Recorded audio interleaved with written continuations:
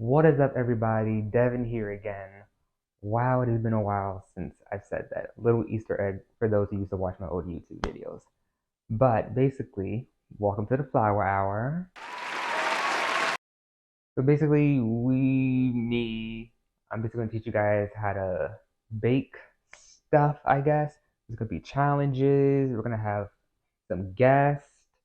Um, yeah, it should be fun. Some topics we're gonna talk about, just different things. But today we are going to be making Oreo truffles. So without further ado, let's start.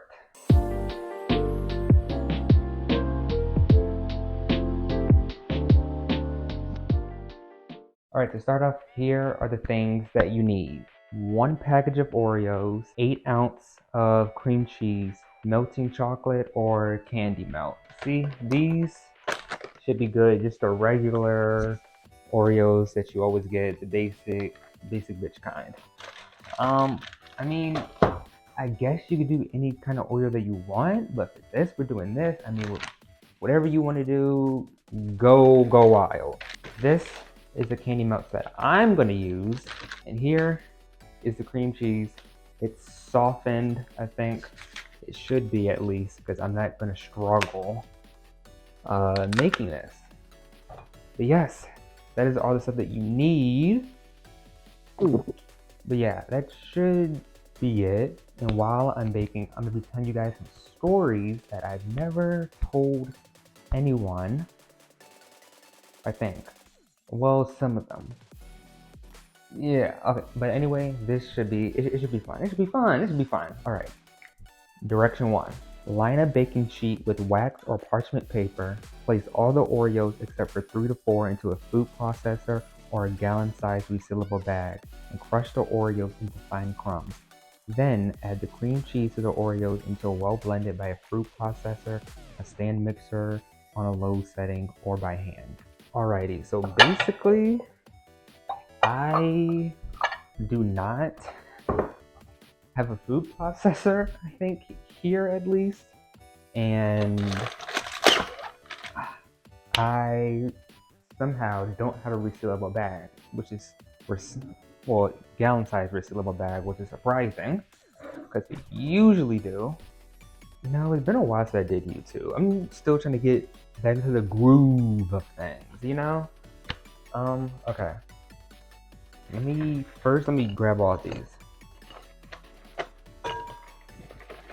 Since I do not have any of the stuff that I listed, which is bad on my part, I'm going to be doing it by hand, which I feel like is the more fun option. Golly, how many Oreos are in here? Okay, I need like 3 to 4 set aside. I'm gonna put you guys over here.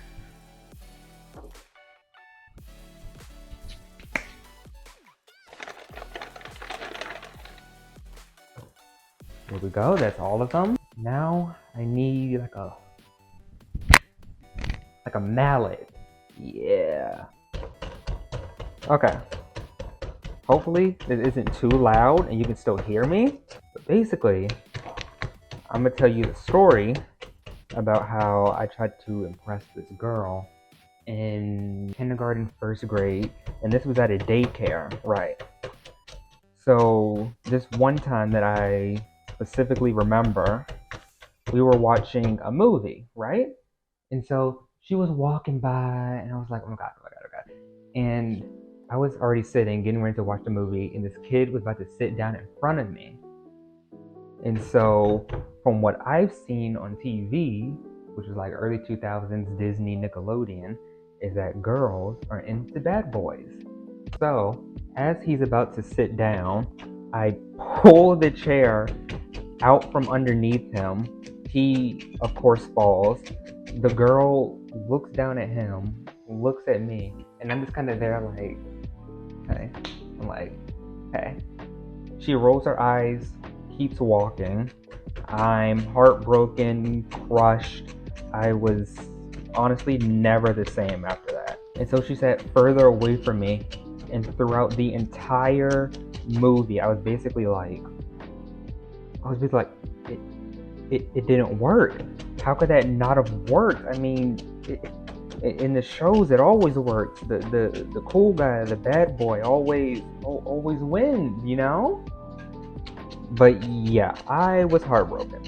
But basically, at the end of the day, I still won because a couple of days, weeks, months later, I don't remember, I was moving, and as I was saying bye to everyone last day at daycare, she gave me a kiss on the cheek.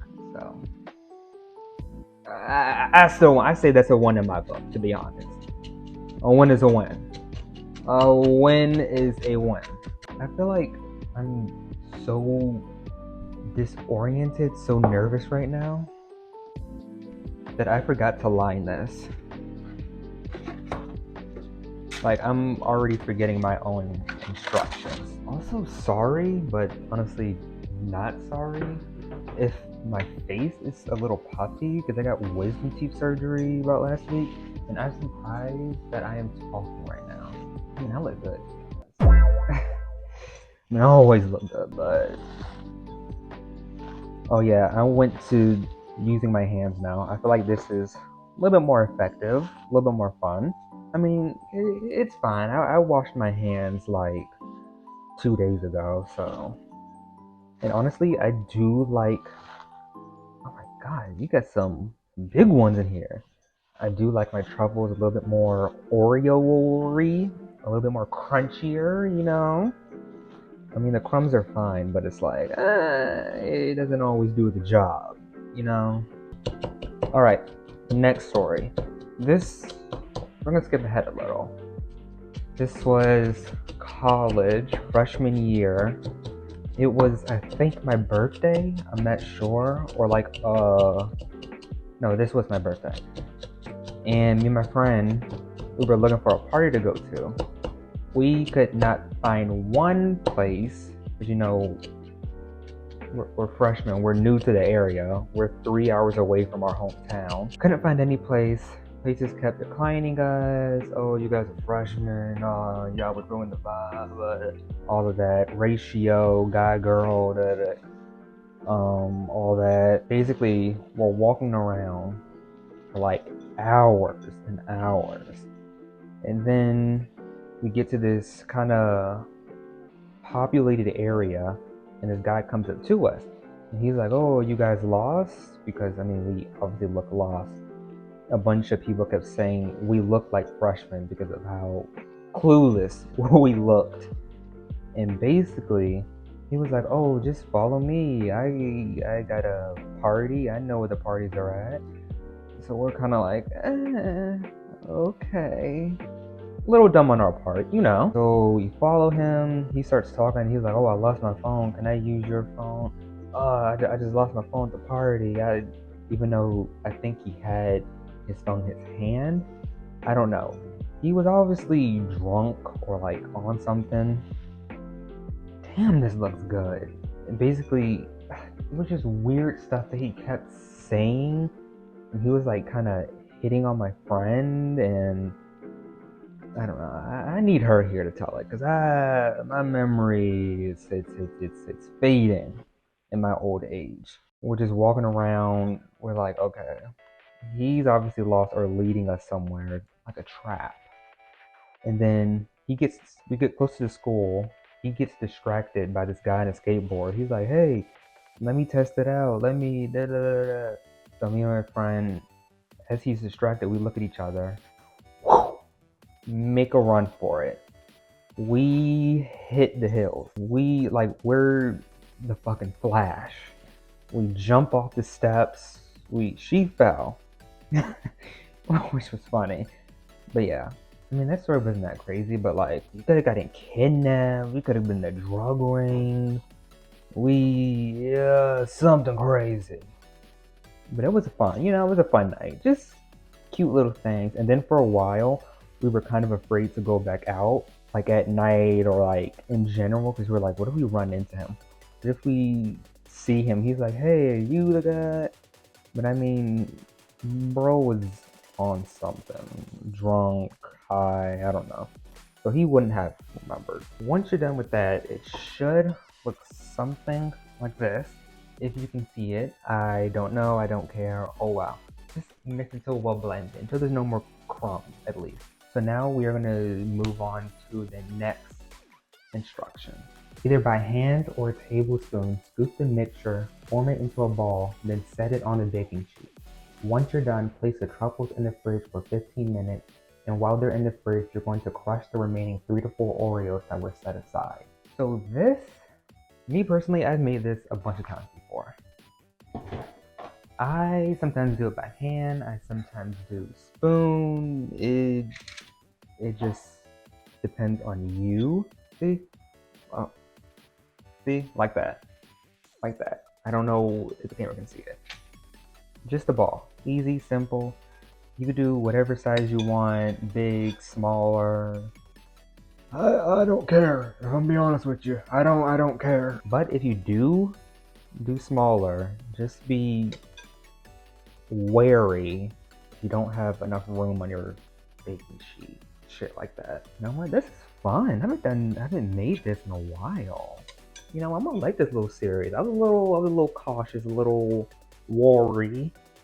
I had my doubts, but you know, this is therapeutic, I feel like.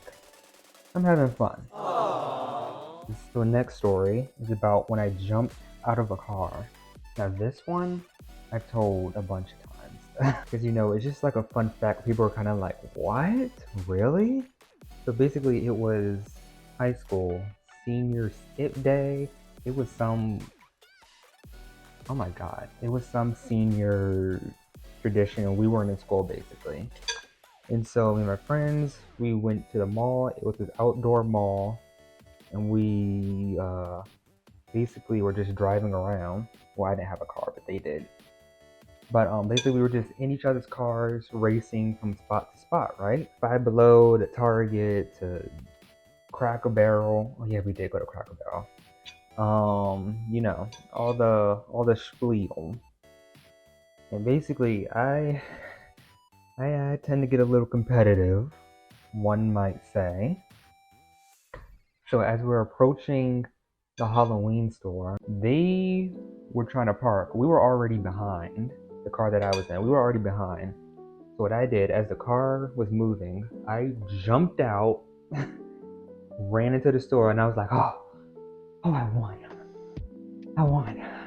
Now, you know, I didn't get injured or anything. I was athletic at that time, you could say. But yeah, that's basically when I jumped out the car. Nothing too crazy.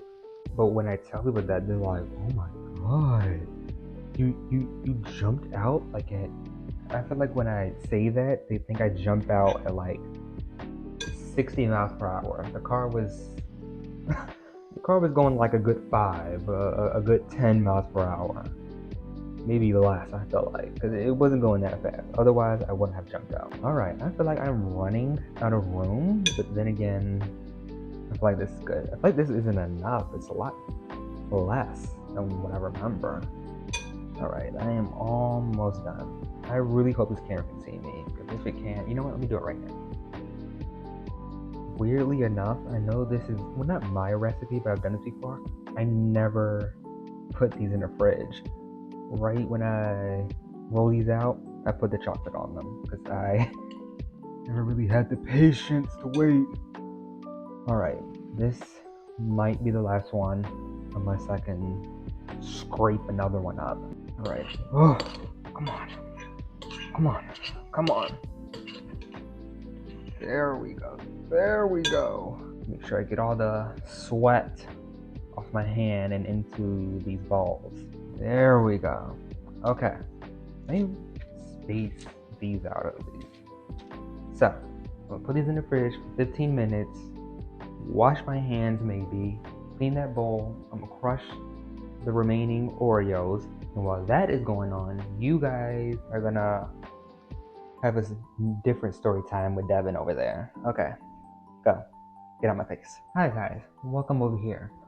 So while everything's going on over there, chilling, cleaning, he's doing all that, I am going to be reading to you guys Am I the asshole story? So I have one here. This is recent-ish, 15 days ago. Am I the asshole for wanting my wife to stay up during a road trip and talk to me?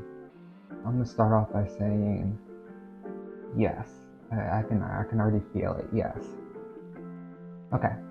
I'm writing this right now at the hotel where I'm at because I'm genuinely at a loss of words. I don't think I'm in the wrong, but at the same time, she looks really pissed at me. My wife, me, and her 2-year-old are going on our first family road trip to California. We rotate driving in shifts, but the problem is that when I was driving, my shift fell during the night, and so I was feeling really lonely and bored as I was driving. I'm not someone who can be left to his own thoughts very well, and I need people around me. I thrive off energy and excitement. I hate like I'm the complete opposite. My wife is a bit of the opposite.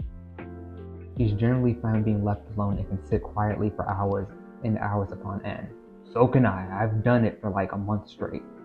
Okay. The problem is that around 11 p.m. I was driving and my wife and our son were in the back seat.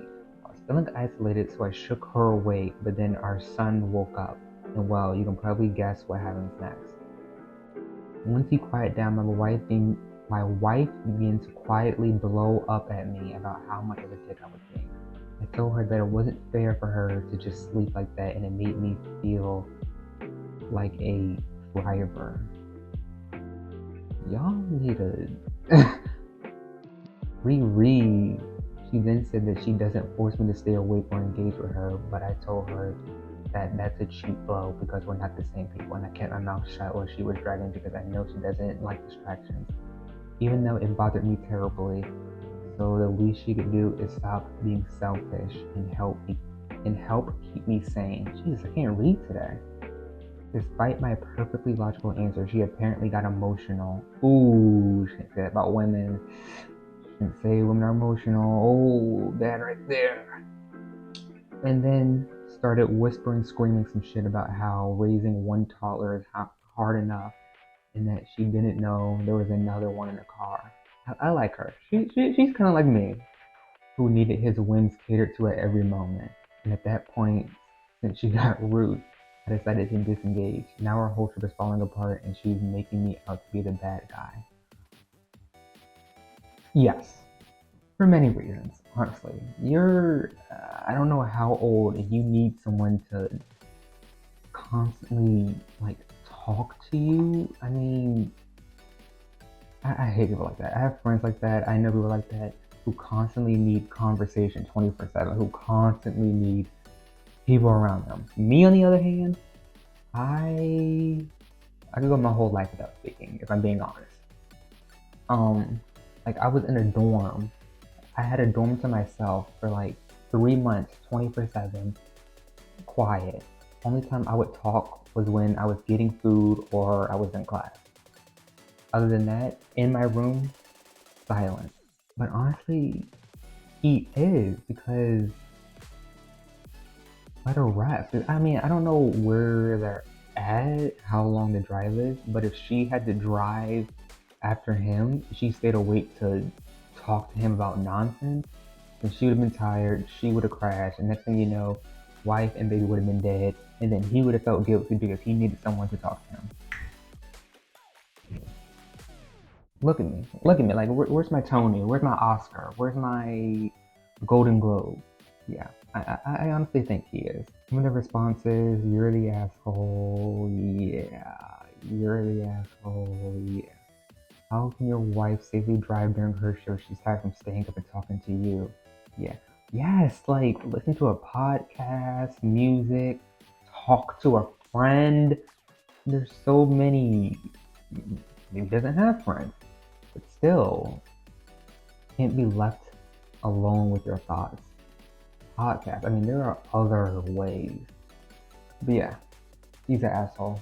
We're done here. This was a nice story. I'm gonna do this again. I like this. Okay. I'm gonna take you guys back to over there. He should be done now. I don't know. Alright, and welcome back. You guys like that story? The brother killed his sister, and then the sister was fighting the mom. Yeah, crazy stuff, I know. Anyway, back to this. So I think I'll be honest with you, I just said the fact. So I think it's been 15 minutes after all of what I just did. It should have been a good 15. Okay. Anyway, next direction. I don't know which word to use, if I'm being honest. Once the truffles have chilled, you're going to melt your chocolate according to the directions on the package. When the chocolate has completely melted, you're going to dip the truffles using a fork and a spoon and completely cover them with the melted chocolate. Then return them to the baking sheet and sprinkle the top with the crushed Oreos if desired, and allow the chocolate to set. Alright, so I usually use, I don't really know what I use. I've used chocolate chips, I use melting chocolate. Basically, just don't, I feel like it's easier with melting chocolate because it sets, the chocolate sets a little faster. Basically, just don't burn it. Do whatever, I really don't care. So my instructions, it said to use the whole pound, which is psychotic, if I'm being honest. I don't have that much, I don't want to waste this chocolate. I don't know when I'll be using this again, but alright, this does not look like enough. If I'm being honest with you. To be fair, these haven't melted yet, and this is a fairly big bowl, but it looks like it won't be enough. Luckily, I don't have much truffles. One down, okay, yes.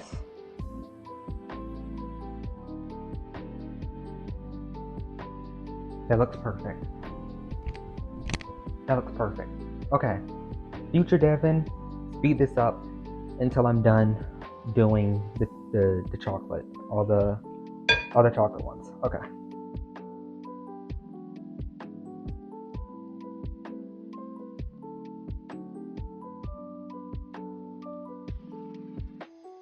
Alright. I'm done with that. Honestly, that one, these are already setting, the ones I did before, already setting. Wonderful. Honestly, this looks so good, and I think freezing it beforehand, oh my god. Genius idea.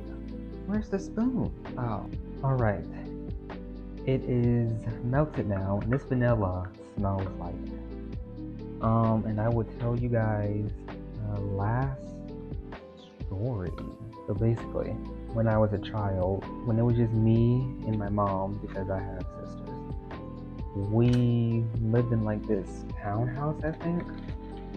And I did, a few years later, when I used to do YouTube, I did a story time about scary things because it was around Halloween and I was telling story time. Blah, blah, blah. My mom told me, oh, in that house I used to live in, I don't know if she said haunted, but something along the lines of that.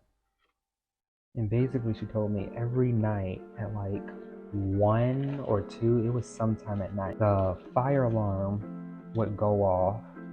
I would start screaming at the top of my lungs. Mind you, I'm 6, 7, something like that. And it sounded like someone was running up the steps, like stomping up and down the steps. And so this happened almost every night. She had asked the people next door, hey, are you stomping up the steps? Because you probably think, oh, it's next door. They're just being loud for some reason at 2 a.m. And they were like, no, not me, no. And so this continued on for a while. And so what my mom did, she took the batteries out of the fire alarm, right? And then when that night came, same thing happened. Fire alarm went off as per usual. And I was screaming, the stomping noises were happening again. And then one night my mom just got sick of it. She was holding me, she was at the top of the steps. She was like, get out of the house. You don't belong here. You're scaring me and my child. Other stuff that I can't remember. And after that, it stopped. Yeah, that was the story. And in that house, I had nightmares 24/7. 24/7. So many nightmares of like family dying, mainly. But nightmares 24/7. It was awful. Okay, I am now done doing all of that. Since the chocolate has already set, to be honest,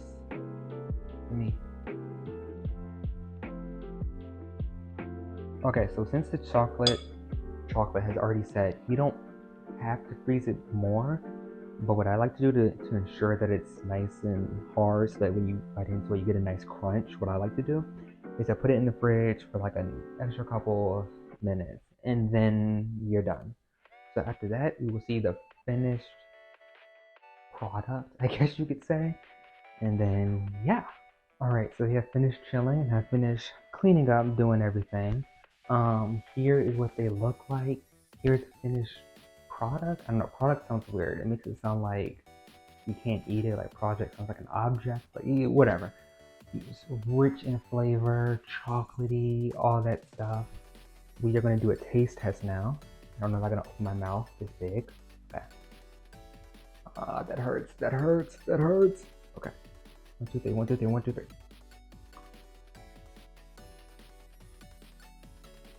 Oh my god. Oh my god, so good. It has been a while since I've had a truffle. Oh my god. Ooh. Can you see that inside? There's nothing inside except for Oreo, but still. I recommend putting them in the fridge if you want more of like a chocolatey crunch, you want something cold. If not, you can leave them out. I don't know if that's the best idea. I'm afraid the chocolate might melt if the house is too hot. I don't know, whatever. Do what you want. That is it for today. I hope you enjoyed this video. Remember to subscribe, like, and comment. If you want to change the recipe up a little bit, if you want to add mint Oreos, lemon, vanilla, I don't care. I mean, I've used Pop-Tarts before. Were they good? Those Pop-Tart truffles were a struggle because they tasted so bad. But anyhow, that is it for today. Subscribe, like, and comment if you want to see more of me, which I understand why. You can find me at Infinity Devin at Instagram, Twitter, TikTok.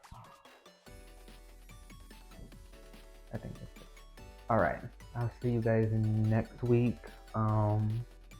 That's it. See ya!